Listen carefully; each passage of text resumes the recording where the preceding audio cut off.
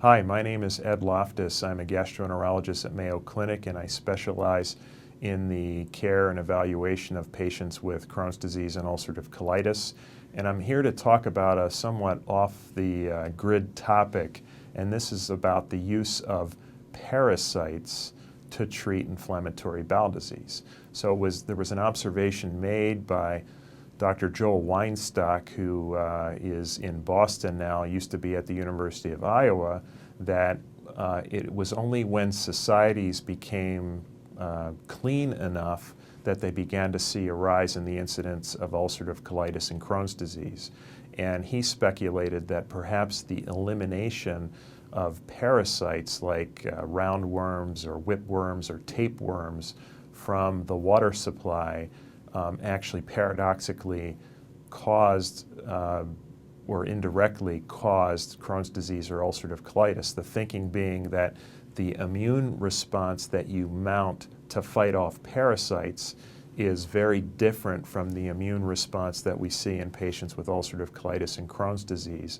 And the simplistic way I think about this is that if your gut is too busy fighting off the parasite, it can't get into mischief in terms of causing an autoimmune problem. And again, this is a hypothesis. This hasn't been proven, but it is interesting to note that it's only when a country becomes westernized, developed to a certain point, that they begin to see an increased incidence of ulcerative colitis and Crohn's disease.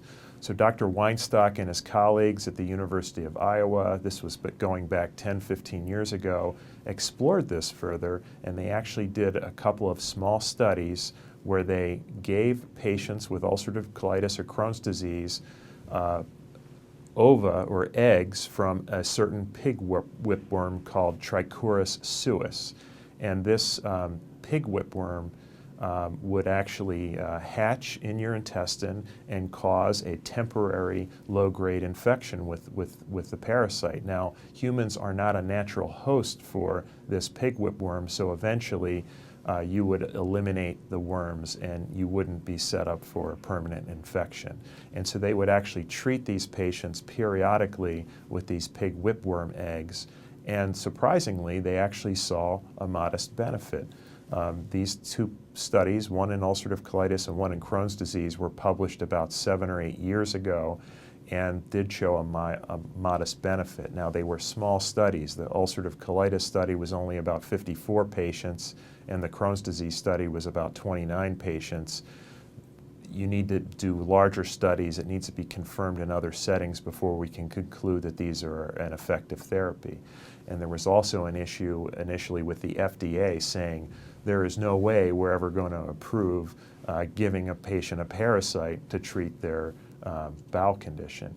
But there is actually a move underway to improve the purity and quality of these pig whipworm eggs, such to the point where the FDA is now considering that they might approve such a therapy if it meets certain pharmaceutical industry standards. So you'll see over the next year or two clinical trials being done using these pig whipworm eggs in patients with both ulcerative colitis and Crohn's disease.